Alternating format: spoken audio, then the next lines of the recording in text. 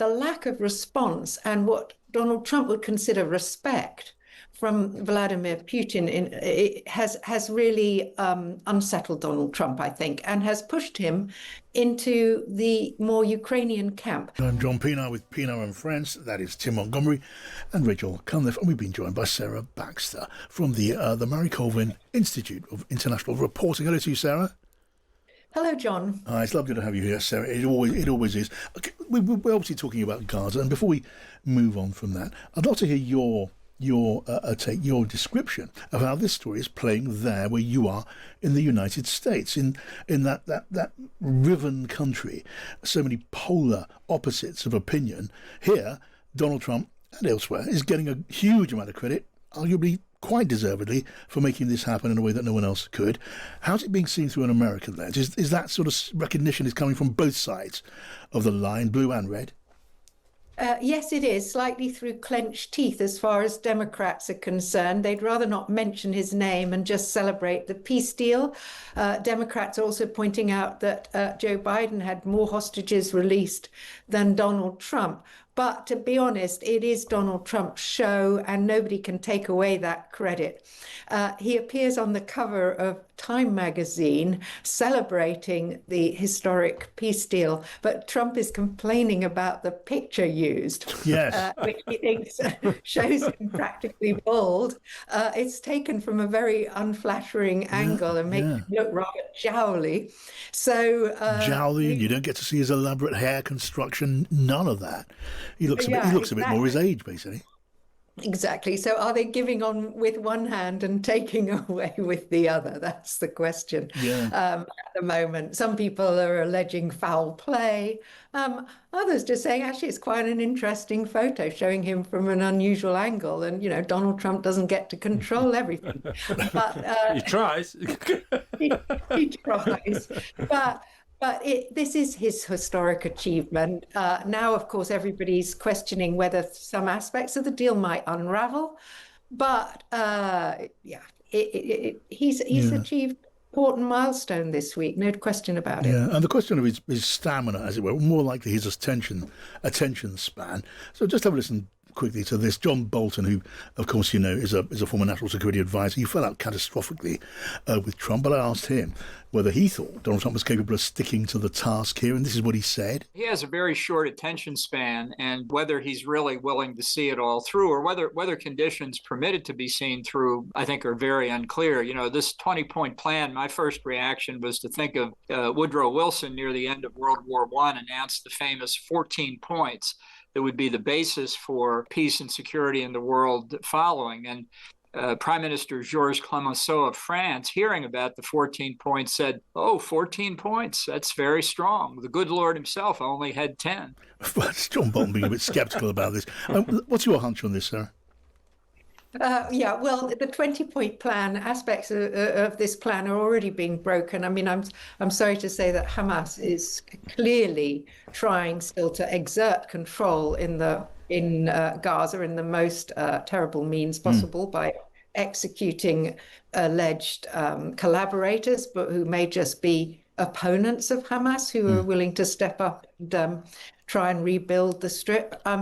So it's very uncertain what happens next. You've got to give Donald Trump credit for trying, but of course he always adds such hyperbole. So he says, look, this hasn't been done for 3,000 years, not ever, and of course that's rubbish. At the moment, it is a very, very welcome ceasefire and a potential peace deal. Yes. But the road back going forward is very uncertain. Yeah, there's a very good sketch by Tom Peck in the Times today, just wondering what was going through the president's mind when he heard himself compared to Cyrus the Great, who freed the Jewish people from the clutches of the Babylonians 2,500 years ago. He imagined that he might be wondering, what's this about Cyrus? I mean, Cyrus, the singer of Achy Breaky Heart, Country and Western, how does he come into all of this? But hyperbole is exactly what that was. But there it is. I mean, you were making the point earlier on, Tim, credit where it's due. Joe Biden could not have done this. And I think was it Trump said yesterday, make deals, make money. He did say that. Yeah, make peace, make money. Make peace, make money. Sorry, yeah. And I think it's a big way of how he works. And I think he's genuinely offended by young people or any people dying in war. I think it's hard to take that away from him. And I think he's also offended by the idea of any kind of disturbance or instability that means that you can't get on with what he thinks most people want to do in life, which is make money. And there is no way that this problem will be ended until we have some kind of peace. And I think what we're going to face is really what Israel has been having to face for a long time. Sarah just put her thumb on it, I think, is that Hamas is continuing to act like a terrorist organisation that is not going to compromise on its basic determination to damage, hurt Israel, is not going to coexist with other Palestinian groups in Gaza. It is going to try and reassert its reign of terror. And not just a reign of terror that we saw in Israel on October the 7th, but a reign of terror on the people of Gaza as well. And however committed Trump is, however committed regional partners are to some kind of peace, until you sort out the Hamas question, I don't really feel there's much case for optimism. Okay, I want to move on. There's a few things I'd love to talk about in the course of, well, what is now not very many minutes before the end of the show. But Sarah, Ukraine. Again, we find ourselves asking the question, is Donald Trump ready to make a decisive move on Ukraine? I've literally lost count of the number of times we wondered if that was the case and then found out that that seemed not to be the case. And now Vladimir Zelensky heads to Washington, D.C. on Friday for a meeting with the president. He's going to be carrying a list of targets in Russia suitable for targeting using long-range missiles. We're told America's now providing the intelligence that's needed to target those missiles, and the President Trump, is thinking about handing Ukraine Tomahawk cruise missiles, long-range, lethal, effective missiles, which would be militarily a really significant moment. Do you reckon, Sarah, that the President of the United States is ready to make that shift, which would be a significant one, wouldn't it? Yeah, it's really interesting the way that Donald Trump has shifted, because I think we were all appalled when he berated Zelensky on his first visit to the White House. And then, we watched Donald Trump suck up to Vladimir Putin in Alaska. But the lack of response and what Donald Trump would consider respect from Vladimir Putin has really unsettled Donald Trump, I think, and has pushed him into the more Ukrainian camp.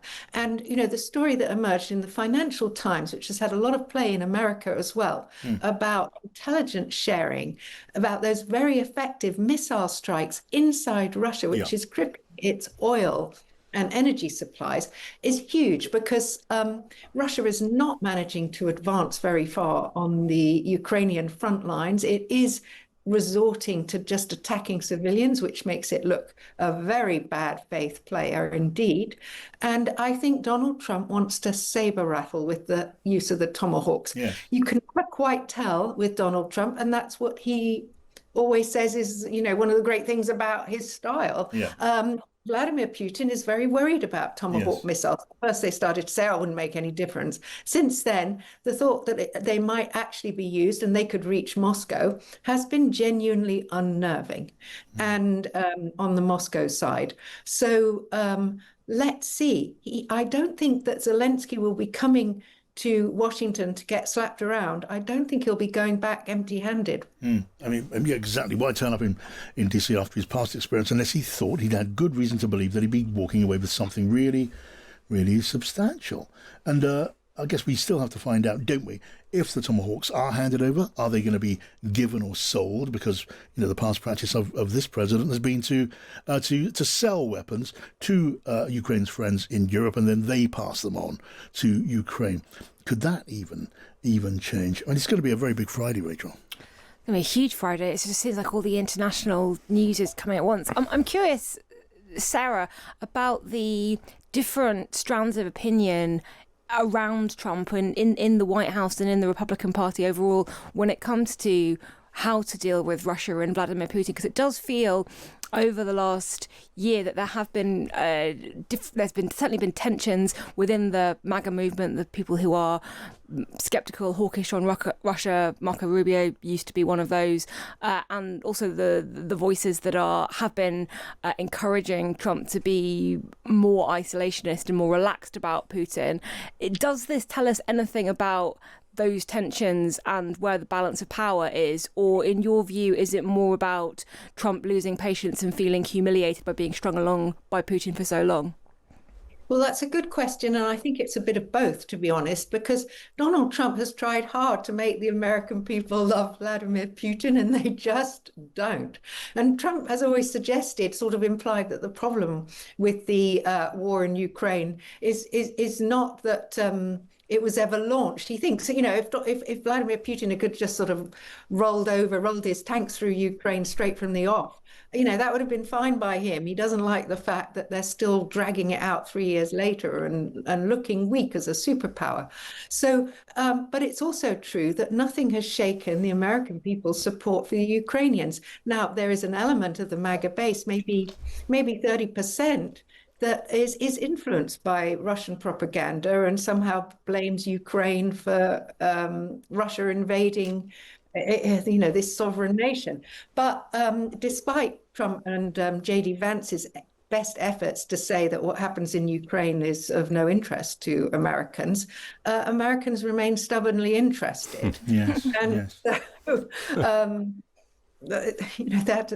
that's in the end, I think they've accepted that they can't shift public opinion much further on this issue. And Donald Trump is serious about wanting peace, as he's shown in the Middle East. I mean, the more startling thing, and something that perplexes Americans, is that he seems to be a peacemonger abroad and a warmonger at home. He's very happy to deploy US troops in America on the people living in America, and that's a conundrum. Yeah, I mean, that is a relevant point. I mean, the idea now in the air, sending the National Guard into Oregon, into Portland, Oregon. Chicago is on that same agenda. The battle going on. To make peace in those areas, not to make war. I think they're entirely consistent. But I feel I have to make my comment at that point. Of course, and so you should, and so you're entitled to. The mayors of those cities, the governors of those states might take issue with what you're saying. In fact, I suspect they probably would. A bit of a gallop now, because there's so much, always just so much to talk about on the news agenda where you are in the United States, Sarah. And where do I start? The Pentagon. This was mentioned a moment ago. The deadline's passed now for American news outlets to sign up to the terms. They're defense correspondents, I guess you call them war correspondents now. They're covering the War Department as it's now been renamed. They've been told they cannot report anything that doesn't come from the government, that doesn't come from official press releases and statements at the Pentagon.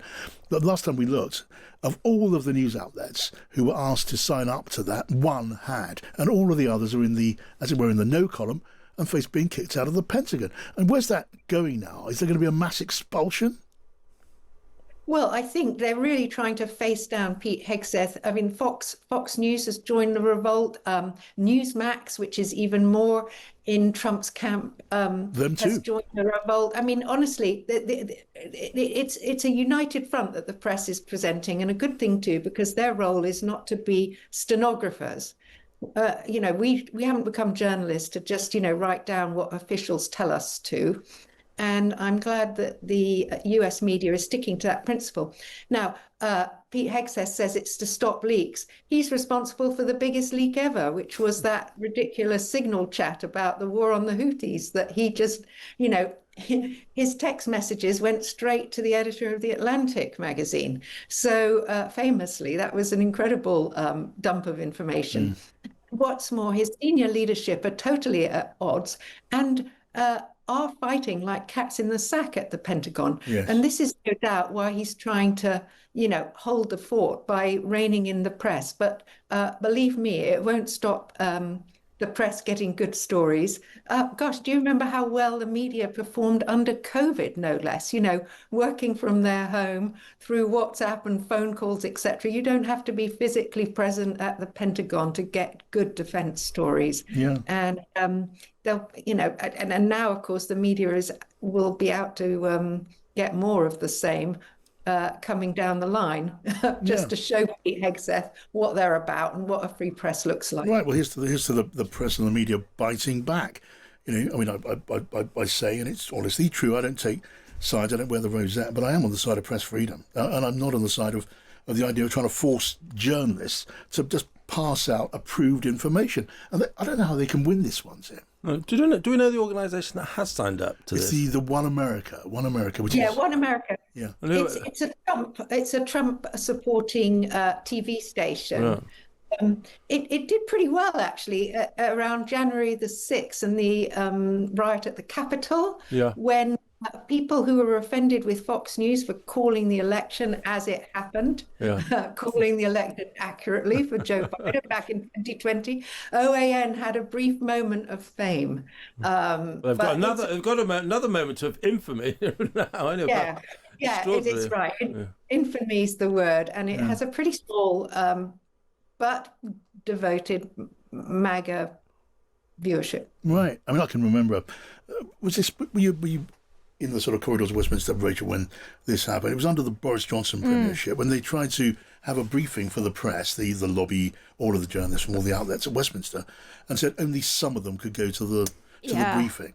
And then everyone decided, no, well, none of us are going to go, and they walked out. Yeah, because journalists are a stubborn bunch, right? Yeah. And also because I wasn't in the lobby at that time, but I had colleagues who were, and because journalists who are in a lobby environment, whether in Westminster, I imagine in the US as well, there's a camaraderie. It's not just about, we're this publication, you're that publication. It's, we're all trying to do this job and find out the things that people need to know, and if there is a kind of really quite draconian anti-media freedom effort, then these are the people who have pens and publications that will publish what they write and really make a fuss about it.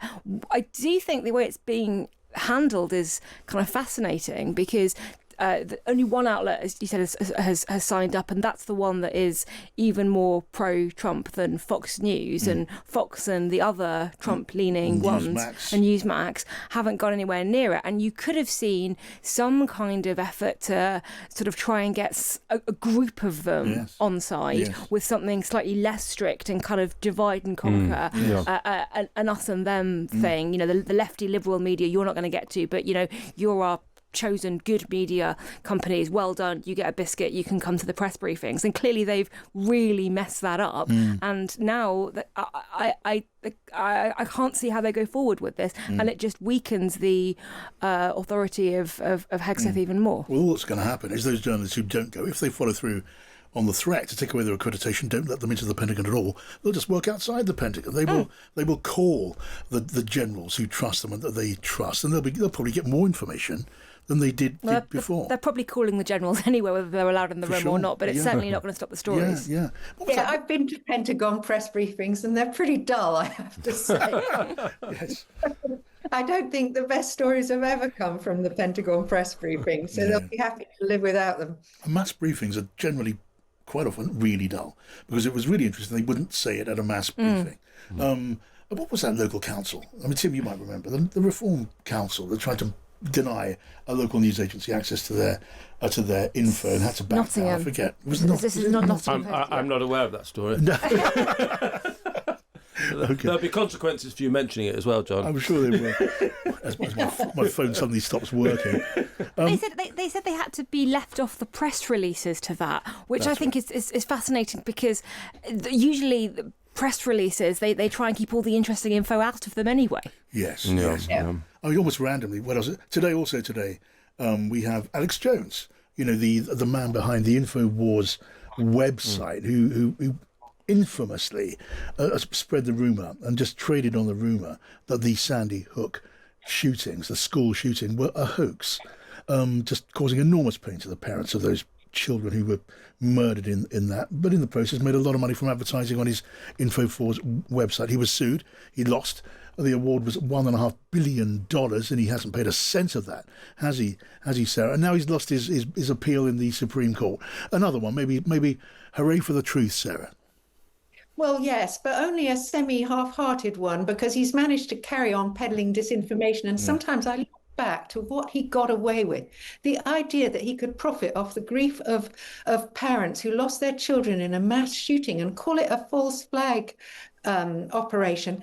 That was a signal to everybody else who operates in the disinformation space, and there's a lot of it, as we know, that they could say whatever they liked with no consequences, Yes. and that people would lap it up, and not only lap it up, but you'd get more eyeballs as a result, and you'd circulate it. So Alex Jones and InfoWars has done more than anybody, I think, to corrupt our public space. And I'm glad he's lost in the Supreme Court, but he's now going to claim bankruptcy. Yes. I hope the Sandy Hook parents get something for their money, but it might be one of those great moral victories rather than financial ones. And he'll still find some sort of low-level way to operate I mean, he still has a voice, and he uses it. Yeah, they haven't got a cent yet, and after bankruptcy, is it remotely possible that they might get justice, at least in that form? Just lastly, last couple of minutes, not nearly enough. The shutdown, Sarah, it is still going on. Oh, how's that going to play out? How's it going to end? Well, I think in the end, it will end like all these shutdowns with compromise, because in the end, the federal workers will need to get paid. But right now, it seems to be MAGA that's splitting over this, and the Democrats are remaining united. And that's fascinating, because it's all about the blame game. Who's going to get blamed for this shutdown? And people like Marjorie Taylor Greene, formerly very MAGA, have been saying to her colleagues, don't you realize that the Democrats have got us in a bind over healthcare costs, and that we, the Republicans, are going to get blamed when healthcare premiums really rise exponentially in January if we don't do something about them. And that's a big break within the MAGA coalition over this. So it's fascinating to see how it will play out. And what's public opinion doing?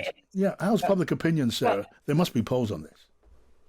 Well, the polls so far show that Republicans are getting more blame for the shutdown than the Democrats. Right. That can change at any moment if people feel like the Democrats are holding out for too long, and their own, a lot of government workers are public employees tend to be more Democrat leaning, and if they're really suffering loss of wages plus mass sackings, as has been threatened and in some cases implemented, then they'll start to lose their nerve. But they want people to remember when the healthcare bills come in that this is on the Republican. Such a fast-moving, multifaceted story. It just seems like yesterday, the inauguration of the president. Now we're racing towards the midterm elections in next spring.